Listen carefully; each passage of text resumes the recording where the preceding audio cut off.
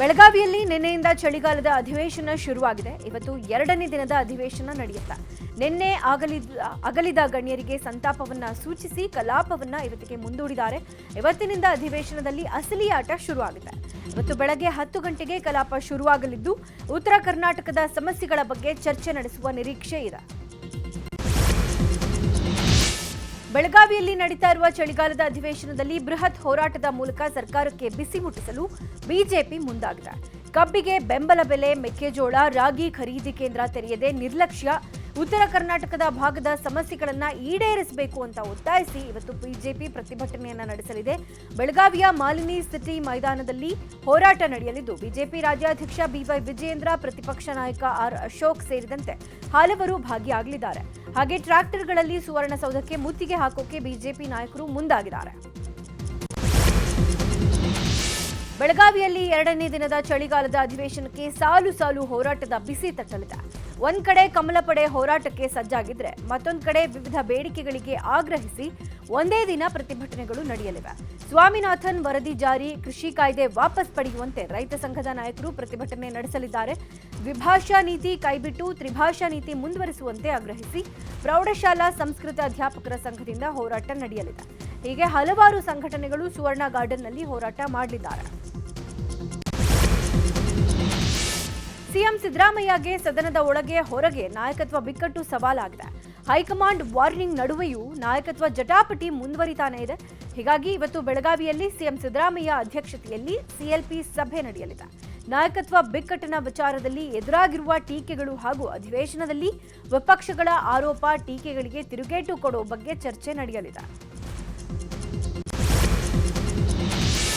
ಇವತ್ತು ಸಂಜೆ ಬಿಜೆಪಿ ಶಾಸಕಾಂಗ ಪಕ್ಷದ ಸಭೆ ನಡೆಯುತ್ತೆ. ಬೆಳಗಾವಿಯ ಖಾಸಗಿ ಹೋಟೆಲ್ನಲ್ಲಿ ಸಂಜೆ ಸಭೆ ನಡೆಯಲಿದೆ. ಅಧಿವೇಶನದಲ್ಲಿ ಸರ್ಕಾರವನ್ನ ಕಟ್ಟಿ ಹಾಕುವ ವಿಚಾರವಾಗಿ ತಂತ್ರಗಾರಿಕೆ ನಡೆಯಲಿದೆ. ಉತ್ತರ ಕರ್ನಾಟಕದ ಸಮಸ್ಯೆಗಳನ್ನ ಆದ್ಯತೆಯಾಗಿಟ್ಟುಕೊಂಡು ಬಿಜೆಪಿ ಚರ್ಚೆ ನಡೆಸುತ್ತೆ. ಮೊದಲ ದಿನದಿಂದಲೇ ಉತ್ತರ ಕರ್ನಾಟಕದ ಸಮಸ್ಯೆಗಳ ಚರ್ಚೆಗೆ ಅವಕಾಶ ಕೋರಿ ಹೋರಾಟ ನಡೆಸುವ ಸಾಧ್ಯತೆ ಇದೆ. ಇನ್ನು ಸರ್ಕಾರದ ವಿರುದ್ಧ ಅವಿಶ್ವಾಸ ಮಂಡನೆಗೆ ಬಿಜೆಪಿ ಇವತ್ತು ಚರ್ಚೆ ನಡೆಸುವ ಸಾಧ್ಯತೆ ಇದ್ದು ಸಂಖ್ಯಾಬಲ ಕಡಿಮೆ ಇರೋದ್ರಿಂದ ಅವಿಶ್ವಾಸ ನಿರ್ಣಯ ಮಂಡನೆ ಬೇಡ ಅಂತ ಕೇಂದ್ರ ಸಚಿವ ಕುಮಾರಸ್ವಾಮಿ ಕೂಡ ಸಲಹೆ ಕೊಟ್ಟಿದ್ದಾರೆ. ವಿಧಾನಸಭೆಯಲ್ಲಿ ಮತ್ತೆ ವಿವಾದಿತ ಟಿಪ್ಪು ಜಯಂತಿ ಸದ್ದು ಮಾಡಲಿದೆ. ಕಾಂಗ್ರೆಸ್ನ ಲಿಂಗಾಯತ ಶಾಸಕರೇ ಟಿಪ್ಪು ಜಯಂತಿಗೆ ಡಿಮಾಂಡ್ ಮಾಡ್ತಿದ್ದಾರೆ. ಹೀಗಾಗಿ ವಿಧಾನಸಭೆಯಲ್ಲಿಂದು ಶಾಸಕ ವಿಜಯಾನಂದ ಕಾಶಪ್ಪನವರ್ ಟಿಪ್ಪು ಜಯಂತಿ ಬೇಡಿಕೆಗೆ ಮುಂದಾಗಿದ್ದಾರೆ. ಬಿಜೆಪಿ ಕಾಲದಲ್ಲೇ ಟಿಪ್ಪು ಜಯಂತಿ ಸ್ಥಗಿತ ಆಗಿತ್ತು. ನಂತರ ಅಧಿಕಾರಕ್ಕೆ ಬಂದ ಕಾಂಗ್ರೆಸ್ ಸರ್ಕಾರ ಟಿಪ್ಪು ಜಯಂತಿ ಆಚರಣೆಗೆ ಹಿಂದೇಟು ಹಾಕಿದೆ. ಇದೀಗ ಸರ್ಕಾರ 2.5 ವರ್ಷ ಪೂರೈಸಿದ ಬಳಿಕ ಮತ್ತೆ ಜಯಂತಿ ಆಚರಣೆಗೆ ಬೇಡಿಕೆ ಹೆಚ್ಚಾಗಿದ್ದು ಸದನದಲ್ಲಿ ಚರ್ಚೆ ಆದರೆ ಆಡಳಿತ ಹಾಗೂ ವಿಪಕ್ಷಗಳ ನಡುವೆ ವಾಕ್ಸಮರ ನಡೆಯೋದಂತೂ ಗ್ಯಾರಂಟಿ.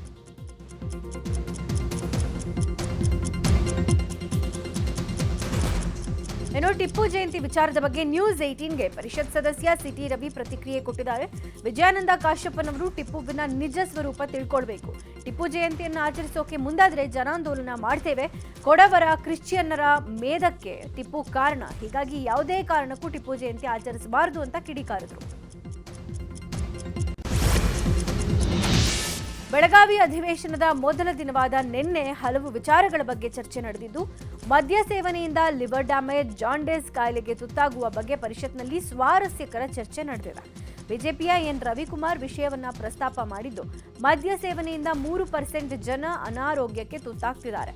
ಮದ್ಯ ಮಾರಾಟವನ್ನ ಪ್ರಮೋಟ್ ಮಾಡೋದನ್ನ ನಿಲ್ಲಿಸಬೇಕು. ಹಾಗೆ ಸರ್ಕಾರಕ್ಕೆ ಬರುವ ಆದಾಯದಲ್ಲಿ ಮದ್ಯಪ್ರಿಯರ ಅನಾರೋಗ್ಯ ಚಿಕಿತ್ಸೆಗೆ ಶೇಕಡ 20% ಹಣ ಮೀಸಲಿಡಬೇಕು ಅಂತ ಒತ್ತಾಯಿಸಿದ್ದಾರೆ.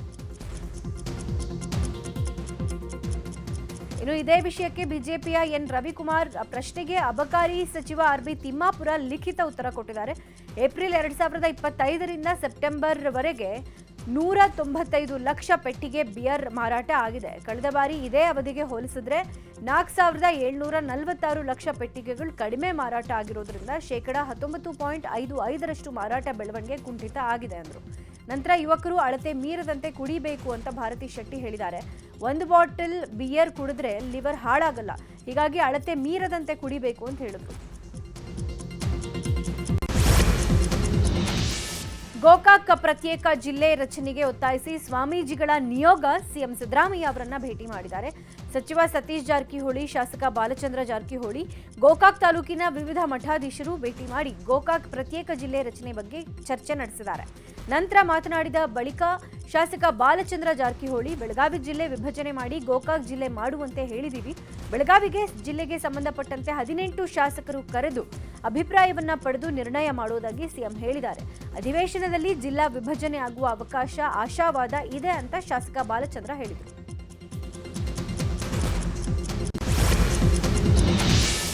ಸಿಎಂ ಸಿದ್ದರಾಮಯ್ಯ ಅವರನ್ನ ಅಲೆಮಾರಿ ಸಮುದಾಯದ ಮುಖಂಡರು ಭೇಟಿ ಮಾಡಿದ್ದಾರೆ. ಬೆಳಗಾವಿಯ ಸರ್ಕಿಟ್ ಹೌಸ್ನಲ್ಲಿ ಭೇಟಿಯಾಗಿ ಒಳ ಮೀಸಲಾತಿ ಕುರಿತು ಅಲೆಮಾರಿ ಮುಖಂಡರು ಚರ್ಚೆ ನಡೆಸಿದ್ದಾರೆ.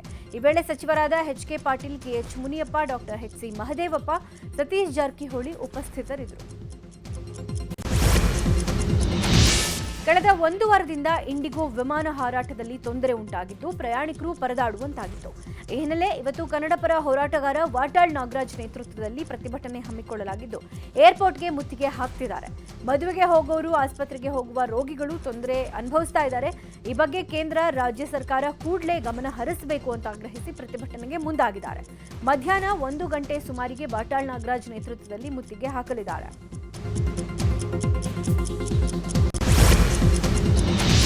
ಗ್ಯಾಸ್ ಗೀಸರ್ ಲೀಕ್ ಆಗಿ ತಾಯಿ ಮಗು ಸಾವನ್ನಪ್ಪಿರುವ ಘಟನೆ ಬೆಂಗಳೂರಿನ ಗೋವಿಂದರಾಜನಗರದ ಪಂಚಶೀಲಾ ನಗರದಲ್ಲಿ ನಡೆದಿದೆ. 26 ವರ್ಷದ ಚಾಂದಿನಿ ಹಾಗೂ 4 ವರ್ಷದ ಯುವಿ ಮೃತ ದುರ್ದೈವಿಗಳು. ಮಧ್ಯಾಹ್ನ ಸ್ನಾನಕ್ಕೆ ಹೋಗಿದ್ದ ವೇಳೆ ಗೀಸರ್ ಗ್ಯಾಸ್ ಲೀಕ್ ಆಗಿ ತಾಯಿ ಮಗು ಅಸ್ವಸ್ಥವಾಗಿದ್ದು ವಿಕ್ಟೋರಿಯಾ ಆಸ್ಪತ್ರೆಗೆ ದಾಖಲಿಸಲಾಗಿತ್ತು. ಆದರೆ ಚಿಕಿತ್ಸೆ ಫಲಿಸದೆ ತಾಯಿ ಮಗು ಸಾವನ್ನಪ್ಪಿದ್ದಾರೆ. ಇನ್ನು ಸ್ಥಳಕ್ಕೆ ಗೋವಿಂದರಾಜನಗರ ಪೊಲೀಸರು ಭೇಟಿ ನೀಡಿ ಪರಿಶೀಲನೆ ನಡೆಸಿದ್ದಾರೆ. ಕಾಂಗ್ರೆಸ್ ಮುಖಂಡ ಗಣೇಶ್ ಹತ್ಯೆ ಪ್ರಕರಣಕ್ಕೆ ಬಿಗ್ ಟ್ವಿಸ್ಟ್ ಸಿಕ್ಕಿದೆ. ಡಿಸೆಂಬರ್ 5ರಂದು ರಾತ್ರಿ ಚಿಕ್ಕಮಗಳೂರು ಜಿಲ್ಲೆ ಕಡೂರು ಸಖರಾಯಪಟ್ಟಣದ ಮಠದ ಗುತ್ತಿ ರಸ್ತೆಯಲ್ಲಿ ಬಜರಂಗದಳ ಕಾರ್ಯಕರ್ತರು ಮತ್ತು ಗಣೇಶ್ ಟೀಮ್ ನಡುವೆ ಗ್ಯಾಂಗ್ ವಾರ್ ಆಗಿದೆ. ಇದೀಗ ಆಸ್ಪತ್ರೆಯಲ್ಲಿ ದಾಖಲಾಗಿದ್ದ ಸಂಜಯ್ ನಾಗಭೂಷಣ್ ಸಖರಾಯಪಟ್ಟಣ ಪೊಲೀಸ್ ಠಾಣೆಯಲ್ಲಿ ಎಫ್ಐಆರ್ ದಾಖಲಿಸಿದ್ದಾರೆ. ಸಂಜಯ್ ಸೇರಿದಂತೆ ಬಜರಂಗದಳ ಕಾರ್ಯಕರ್ತರ ಜೊತೆಗೆ ಗಣೇಶ್ ಗಲಾಟೆ ನಡೆದಿತ್ತು. ನಮ್ಮನ್ನ ಕೊಲೆ ಮಾಡೋ ಉದ್ದೇಶದಿಂದ ಸಂದೀಪ್ ಜೊತೆ ಗಣೇಶ್ 8ಕ್ಕೂ ಅಧಿಕ ಯುವಕರೊಂದಿಗೆ ಬಂದು ಹಲ್ಲೆ ನಡೆಸಿದ್ರು ಅಂತ ದೂರನ್ನ ನೀಡಿದ್ದಾರೆ. ಮೌಲಾನಾ ಒಬ್ಬರ ಮಗನನ್ನ ಕಿಡ್ನಾಪ್ ಮಾಡಿ ಮಂಗಳಮುಖಿಯಾಗಿ ಪರಿವರ್ತನೆಗೆ ಯತ್ನಿಸಿರುವ ಆರೋಪ ಕೇಳಿಬಂದಿದೆ.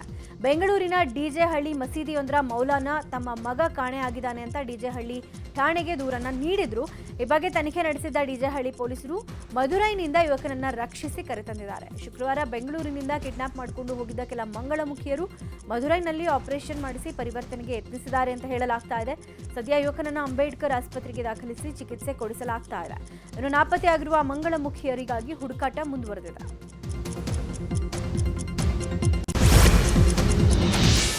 ಕುಡಿದ ಮತ್ತಲ್ಲಿ ಶಾಲಾ ಬಸ್ ತಡೆದು ಯುವಕರಿಬ್ಬರು ಪುಂಡಾಟ ನಡೆಸಿದ್ದಾರೆ. ಮಂಡ್ಯದ ಕೆಆರ್ಪೇಟೆ ತಾಲೂಕಿನ ವಡ್ರಹಳ್ಳಿ ಬಳಿ ಘಟನೆ ನಡೆದಿದೆ. ವಡ್ರಹಳ್ಳಿ ಗ್ರಾಮದ ಕಿರಣ್ ಹಾಗೂ ಗಿರೀಶ್ ಶಾಲಾ ಬಸ್ಗೆ ಬೈಕ್ ಅಡ್ಡ ನಿಲ್ಲಿಸಿ ವಿದ್ಯಾರ್ಥಿಯೊಬ್ಬಳನ್ನ ಕೆಳಗಿಳಿಸಬೇಕು ಅಂತ ಬೆದರಿಕೆ ಹಾಕಿದ್ದಾರೆ. ಇದನ್ನ ವಿಡಿಯೋ ಮಾಡಿ ಪೊಲೀಸರಿಗೆ ದೂರು ನೀಡ್ತಾ ಇದ್ದಂತೆ ಪುಂಡರನ್ನ ಬಂಧಿಸಲಾಗಿದೆ. ಟ್ಯಾಂಕರ್ ಚಾಲಕನೊಬ್ಬ ಹೆಡ್ಲೈಟ್ ಹಾಕದೆ ಹೆದ್ದಾರಿಯಲ್ಲಿ ಮನಬಂದಂತೆ ಚಾಲನೆ ಮಾಡಿರುವ ಘಟನೆ ಉಡುಪಿಯಲ್ಲಿ ನಡೆದಿದೆ. ಮದ್ಯದ ಅಮಲಿನಲ್ಲಿ ವಾಹನ ಓಡಿಸಿಕೊಂಡು ಬಂದ ಟ್ಯಾಂಕರ್ ಚಾಲಕನನ್ನ ಸಾರ್ವಜನಿಕರು ಹಿಂಬಾಲಿಸಿದ್ದಾರೆ. ಅಂಬಲಪಾಡಿಯ ಬಳಿ ವಾಹನವನ್ನ ನಿಲ್ಲಿಸಿ ಮದ್ಯ ವ್ಯಸನಿಯನ್ನ ಹಿಡಿದು ಪೊಲೀಸರಿಗೆ ಒಪ್ಪಿಸಿದ್ದಾರೆ.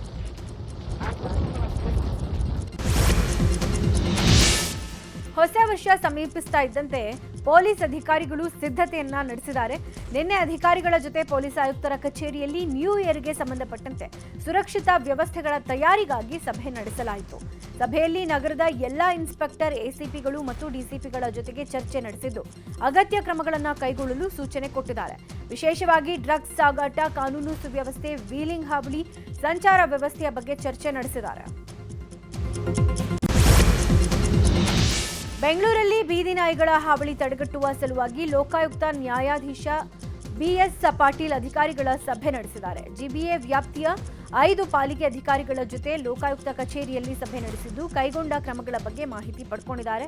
ಈ ವೇಳೆ ಜಿಬಿಎ ವ್ಯಾಪ್ತಿಯಲ್ಲಿ ಕಚ್ಚುವ ಪ್ರವೃತ್ತಿ ಹೊಂದಿರುವ 139 ಬೀದಿ ನಾಯಿಗಳನ್ನು ಪ್ರತ್ಯೇಕಿಸಿ ಶೆಲ್ಟರ್ಗಳಲ್ಲಿ ಇಡಲಾಗಿದೆ ಅಂತ ಅಧಿಕಾರಿಗಳು ಲೋಕಾಯುಕ್ತರಿಗೆ ಮಾಹಿತಿ ಕೊಟ್ಟಿದ್ದಾರೆ. ಈಗಾಗಲೇ ಸುಪ್ರೀಂ ಕೋರ್ಟ್ ಆದೇಶ ಪ್ರತಿಯನ್ನ ರಾಜ್ಯ ಮುಖ್ಯ ಕಾರ್ಯದರ್ಶಿಗಳು ಎಲ್ಲ ಇಲಾಖೆ ಸಂಘ ಸಂಸ್ಥೆಗಳಿಗೆ ರವಾನಿಸಿದ್ದು ಸುಪ್ರೀಂ ಆದೇಶದಂತೆ ಕ್ರಮ ವಹಿಸಬೇಕು ಅಂತ ಲೋಕಾಯುಕ್ತ ನ್ಯಾಯಮೂರ್ತಿ ಬಿಎಸ್ ಪಾಟೀಲ್ ಜಿಬಿಎ ವ್ಯಾಪ್ತಿಯ 5 ಪಾಲಿಕೆ ಅಧಿಕಾರಿಗಳಿಗೆ ಸೂಚನೆ ಕೊಟ್ಟಿದ್ದಾರೆ. ಧಾರವಾಡ ಜಿಲ್ಲಾ ಪಂಚಾಯತ್ ಸದಸ್ಯ ಯೋಗೇಶ್ ಗೌಡ ಕೊಲೆ ಪ್ರಕರಣ ಸಂಬಂಧ ವಿನಯ್ ಕುಲಕರ್ಣಿಗೆ ಮತ್ತೆ ಶಾಕ್ ಎದುರಾಗಿದೆ. ಜನಪ್ರತಿನಿಧಿಗಳ ವಿಶೇಷ ನ್ಯಾಯಾಲಯ ವಿನಯ್ ಜಾಮೀನು ಅರ್ಜಿ ವಜಾ ಮಾಡಿದೆ. ಪ್ರಕರಣದ ಪ್ರಮುಖ ಆರೋಪಿಗಳ ವಿಚಾರಣೆ ಮುಕ್ತಾಯವಾಗಿದ್ದು ಜಾಮೀನು ನೀಡಬೇಕು ಅಂತ ವಿನಯ್ ಕುಲಕರ್ಣಿ ಮನವಿ ಮಾಡಿದ್ರು. ಆದರೆ ಅವರ ಅರ್ಜಿಯನ್ನ ವಜಾ ಮಾಡಿದೆ. ಮತ್ತೊಬ್ಬ ಆರೋಪಿ ಚಂದ್ರಶೇಖರ್ ಇಂಡಿಗೆ ಜಾಮೀನು ಮಂಜೂರು ಮಾಡಿದೆ.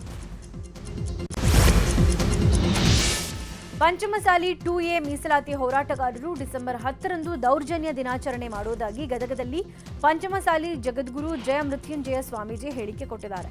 2A ಮೀಸಲಾತಿಗಾಗಿ 5 ವರ್ಷಗಳಿಂದ ಹೋರಾಟ ನಡೀತಾ ಇದ್ದು ಯಡಿಯೂರಪ್ಪ ಸಿಎಂ ಆಗಿದಾಗಲೂ ಬೆಳಗಾವಿಯಲ್ಲಿ ಪಾದಯಾತ್ರೆ ಮಾಡಿದ್ವಿ. ಈ ಹಿಂದೆ ಯಾವ ಸರ್ಕಾರವೂ ನಮ್ಮ ಮೇಲೆ ದೌರ್ಜನ್ಯ ಮಾಡಿರಲಿಲ್ಲ. ಈ ಸರ್ಕಾರ ಬಂದ ಮೇಲೆ ನಮಗೆ ಏನೂ ಕಿಮ್ಮತ್ ಕೊಡ್ತಾ ಇಲ್ಲ. ಕಳೆದ ವರ್ಷ ಬೆಳಗಾವಿ ಅಧಿವೇಶನದ ವೇಳೆ ಲಾಠಿ ಚಾರ್ಜ್ ಮಾಡಿದ್ರು ಅಂತ ಕಿಡಿಕಾರಿದ್ದಾರೆ.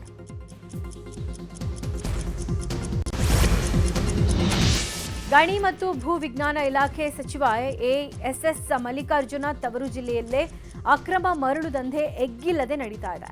ತುಂಗಭದ್ರಾ ನದಿಗೆ ಅಡ್ಡಲಾಗಿ ಮರಳು ದಂಧೆಕೋರರು ಅಕ್ರಮವಾಗಿ ಸೇತುವೆ ನಿರ್ಮಿಸಿದ್ದಾರೆ. ಹೊನ್ನಾಳಿ ತಾಲೂಕಿನ ಹನಗವಾಡಿ ಗ್ರಾಮದ ಬಳಿ ಬೃಹದಾಕಾರದ ಸಿಮೆಂಟ್ ಪೈಪ್ ಬಳಸಿ ನದಿಗೆ ಅಡ್ಡಲಾಗಿ ಸೇತುವೆಯನ್ನ ನಿರ್ಮಿಸಿಕೊಂಡು ನೈಸರ್ಗಿಕವಾಗಿ ಹರಿಯುವ ನೀರಿನ ಮಾರ್ಗವನ್ನೇ ಬದಲಾಯಿಸಿದ್ದಾರೆ. ಅನಧಿಕೃತವಾಗಿ ಸೇತುವೆ ನಿರ್ಮಾಣದ ವಿಚಾರ ಗೊತ್ತಾಗ್ತಾ ಇದ್ದಂತೆ ಅಧಿಕಾರಿಗಳು ದಾಳಿ ಮಾಡಿ ಜಂಟಿ ಕಾರ್ಯಾಚರಣೆ ನಡೆಸಿದ್ದಾರೆ. ಇನ್ನು ಪ್ರವಾಸೋದ್ಯಮಕ್ಕೂ ಹ್ಯಾಕರ್ಸ್ ಹಾವಳಿ ಜೋರಾಗಿದೆ. ಉತ್ತರ ಕನ್ನಡ ಜಿಲ್ಲೆ ಮುರುಡೇಶ್ವರದಲ್ಲಿ ಕಾರ್ಯನಿರ್ವಹಿಸ್ತಾ ಇರುವ ಸ್ಕೂಬಾ ಡೈವಿಂಗ್ ಸಂಸ್ಥೆಯ ವೆಬ್ಸೈಟ್ ಅನ್ನ ಹ್ಯಾಕರ್ಸ್ ಹ್ಯಾಕ್ ಮಾಡಿದ್ದಾರೆ. ನೇತ್ರಾಣಿ ಅಡ್ವೆಂಚರ್ಸ್ನ ಅಧಿಕೃತ ಗೂಗಲ್ ವ್ಯಾವಹಾರಿಕ ಖಾತೆಯನ್ನ ಅಪರಿಚಿತರಿಂದ ಹ್ಯಾಕ್ ಮಾಡಲಾಗಿದ್ದು ಪ್ರೊಫೈಲ್ ವಿವರಗಳನ್ನು ತಿರುಚಿ ನಕಲಿ ಫೋನ್ ನಂಬರ್ ಸೇರಿಸಿ ಹಣ ವಸೂಲಿ ಮಾಡ್ತಾ ಇರುವುದು ಬೆಳಕಿಗೆ ಬಂದಿದೆ. ಈ ಸಂಬಂಧ ಸೈಬರ್ ಠಾಣೆಗೆ ದೂರು ದಾಖಲಾಗಿದೆ.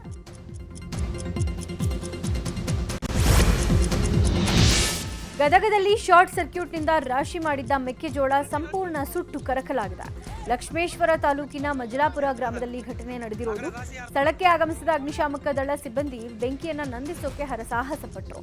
ನಂತರ ಆಗಮಿಸಿದ್ದ ಲಕ್ಷ್ಮೇಶ್ವರ ತಹಶೀಲ್ದಾರ್ ಧನಂಜಯ ಮಾಲಗಿತ್ತಿ ರೈತರಿಂದ ಮಾಹಿತಿಯನ್ನ ಪಡ್ಕೊಂಡಿದ್ದಾರೆ. ಇದೇ ವೇಳೆ ಸರ್ಕಾರದಿಂದ ಸೂಕ್ತ ಪರಿಹಾರ ಕೊಡುವಂತೆ ರೈತರು ಒತ್ತಾಯಿಸಿದ್ದಾರೆ.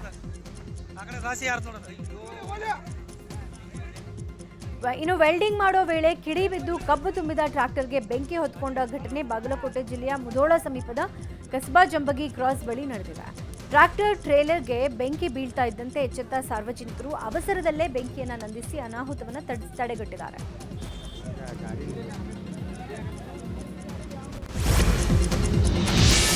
ಕಳೆದ 1 ವಾರದಿಂದ ಇಂಡಿಗೋ ವಿಮಾನ ಹಾರಾಟದಲ್ಲಿ ವ್ಯತ್ಯಯ ಆಗಿತ್ತು. ವಿಮಾನ ಹಾರಾಟ ವ್ಯತ್ಯಯದಿಂದ ದೇಶದಾದ್ಯಂತ ಭಾರೀ ಸಮಸ್ಯೆ ಉಂಟಾಗಿತ್ತು.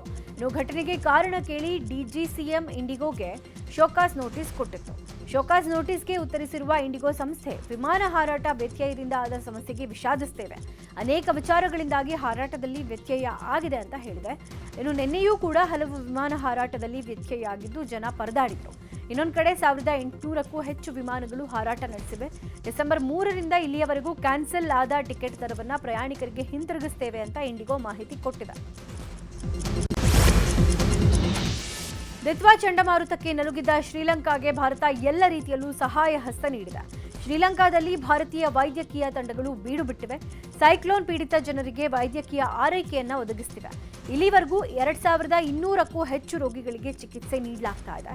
ಇನ್ನು 3 ಶಸ್ತ್ರಚಿಕಿತ್ಸೆಗಳನ್ನು ಯಶಸ್ವಿಯಾಗಿ ನಡೆಸಲಾಗಿದೆ.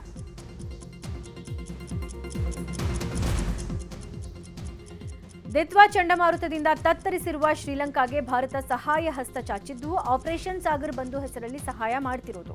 ನಿನ್ನೆ ಕೂಡ ಕೊಲಂಬೋಗೆ ಭಾರತೀಯ ನೌಕಾಪಡೆ ನೌಕೆಗಳ ಮೂಲಕ ಸುಮಾರು 300 ಟನ್ಗಳಷ್ಟು ಆಹಾರ ಸಾಮಗ್ರಿ, ಔಷಧಿ, ಅಗತ್ಯ ವಸ್ತುಗಳನ್ನು ರವಾನೆ ಮಾಡಿದೆ.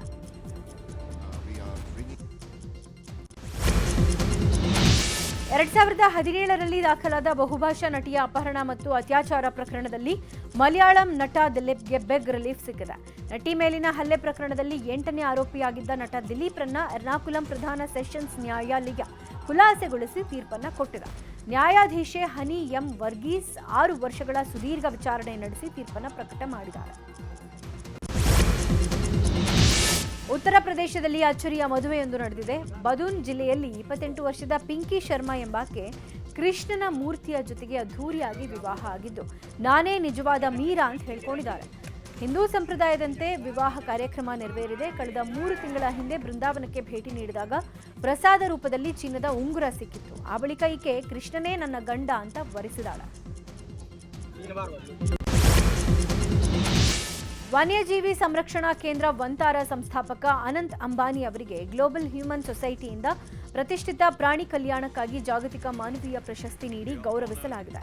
ಅಮೆರಿಕ ಸಂಯುಕ್ತ ಸಂಸ್ಥಾನದ ಅತ್ಯಂತ ಹಳೆಯ ರಾಷ್ಟ್ರೀಯ ಮಾನವೀಯ ಸಂಸ್ಥೆ ಮತ್ತು ವಿಶ್ವದ ಅತಿದೊಡ್ಡ ಪ್ರಾಣಿ ಕಲ್ಯಾಣ ಪ್ರಮಾಣೀಕರಣ ಸಂಸ್ಥೆ ಗ್ಲೋಬಲ್ ಹ್ಯೂಮನ್ ಸೊಸೈಟಿ ಈ ಪ್ರಶಸ್ತಿಯನ್ನು ನೀಡಿ ಗೌರವಿಸಿದೆ.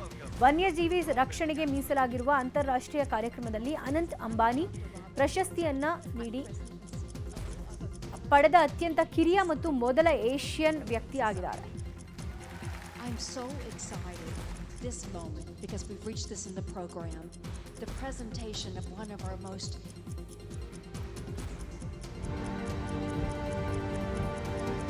Vantara, the star of the jungle, stands as a testament to human commitment and scientific excellence.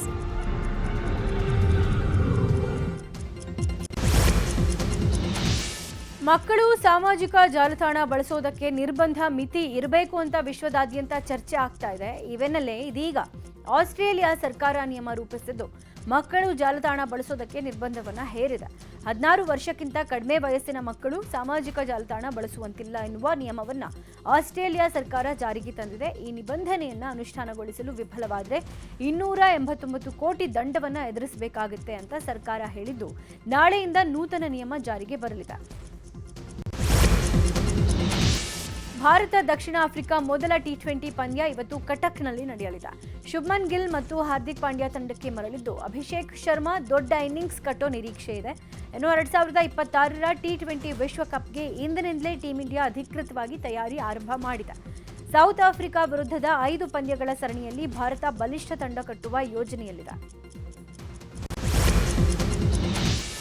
December 12 super star Rajinikanth ಹುಟ್ಟುಹಬ್ಬ. ರಜನಿ ಬರ್ತ್ಡೇಗೆ ಪಡೆಯಪ್ಪ ರಿಲೀಸ್ ಆಗ್ತಾ ಇದೆ. ಇದೇ ಸಮಯದಲ್ಲಿ ಪಡೆಯಪ್ಪ ಸೀಕ್ವೆಲ್ ವಿಚಾರ ಅನೌನ್ಸ್ ಆಗಲಿದ್ದು, ಚಿತ್ರಕಥೆ ಬರೆಯುವ ಕೆಲಸವನ್ನ KS ರವಿಕುಮಾರ್ ಈಗಾಗಲೇ ಶುರು ಮಾಡಿದ್ದು, ರಜನಿ ಸಿನಿ ಕರಿಯರ್ನ ಬ್ಲಾಕ್ ಬಸ್ಟರ್ನ ಸೀಕ್ವೆಲ್ ಸದ್ಯದಲ್ಲೇ ಅನೌನ್ಸ್ ಆಗಲಿದೆ.